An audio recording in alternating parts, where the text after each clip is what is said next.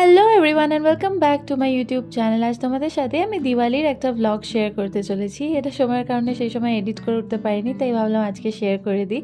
তো আমি মিনি শর্টসে তো তোমাদের সাথে শেয়ার করেইছিলাম যে আমি মেহেন্দি পরেছিলাম, তারপরে এই আলপনাটা করেছিলাম। তো যদি তোমরা এখনও না দেখে থাকো তো প্লিজ গিয়ে দেখে এসো। আর এটা হচ্ছিল আমাদের ঠাকুর ঘর। মা দেখো দিওয়ালির প্রদীপগুলো কি সুন্দরভাবে ফুল দিয়ে সাজিয়েছে থালাতে।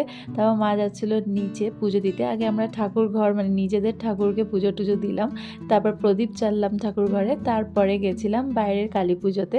তো এই যে মা প্রথমে নিচে গিয়ে তুলসী তলায় প্রদীপ জ্বেলে আসলো, তারপরে আমরা সবাই মিলে সাজুগুজু করে রেডি হলাম, দিয়ে গেছিলাম পাড়ার কালী পুজো দেখতে। আর আমাদের বাড়িটা দেখো টুনি লাইট দিয়ে কি সুন্দরভাবে সাজানো হয়েছিল। পুজোর সময়ই শুধুমাত্র এরকমভাবে সাজায় দুর্গা পুজো, কালী পুজো, আর দেখতে বেশ ভালো লাগে। আর ওটা হচ্ছে আমাদের পাড়ার সামনে যেখানে কালী পুজো হয়, যেখানে যাওয়ার কথাই তোমাদের সাথে বলছিলাম।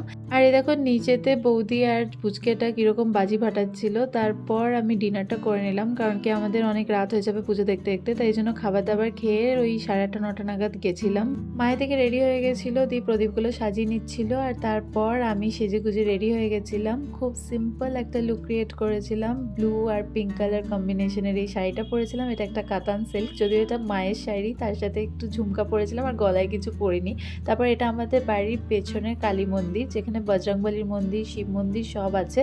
জানো তো তোমরা এই যে মন্দিরটা দেখতে পাচ্ছ, এটা আমরা যখন প্রথম এসেছিলাম এখানে, তখন এই জায়গাটা পুরো শ্মশান ছিল। পরবর্তীকালে এখানে যখন ফ্ল্যাট বাড়ি তৈরি হয়, বসতি শুরু হয়, তখন এই জায়গাটাকে আস্তে আস্তে মডিফাই করার পরে এখানে শ্মশান কালী মন্দির তৈরি করা হয়েছিল।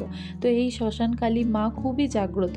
আমি অনেক মনস্কামনা করেছিলাম, সব কিছুই আমার পূরণ হয়েছে, তাই জন্য আমি তো খুব বিশ্বাস করি। এখানে শিব ঠাকুরও আছে। তো শিবরাত্রির সময় তো আমি আমার মা সবাই মিলে এখানে জল ঢালতে আসি শিবের মাথায়। তোমরা যারা যারা আছো শিবের ভক্ত, তারা কমেন্ট সেকশনে গিয়ে হর হর মহাদেব লিখে এসো। আমিও দেখবো যে আমার মতো কারা শিব ঠাকুরকে খুব বিশ্বাস করে। আমার তো মনে হয় শিব ঠাকুর সব থেকে বলাবালা, আর যা চাওয়া হয় তাই পাওয়াও যায়। যাই হোক, তো তারপরে আমরা ঠাকুরকে একটুখানি প্রদীপ দেখিয়ে নিলাম।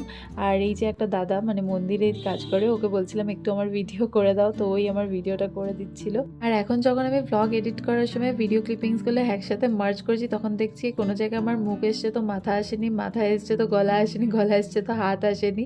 যাই হোক, তোমরা অ্যাডজাস্ট করে নিও। এই ঝুমকাটা আমি পরেছিলাম, এই ঝুমকাটা বহু পুরনো, মানে অলমোস্ট 3-4 বছর আগেকার কিনেছিলাম একটা সেটের সাথে, কিন্তু সেটটা পরিনি, শুধু ঝুমকাটা পরেছিলাম। তারপর বাড়ির পেছনে ঠাকুর মন্দিরে পুজো শেষ করে আমরা গেছিলাম আমাদের বাড়ির সামনে যে পুজো মণ্ডপে।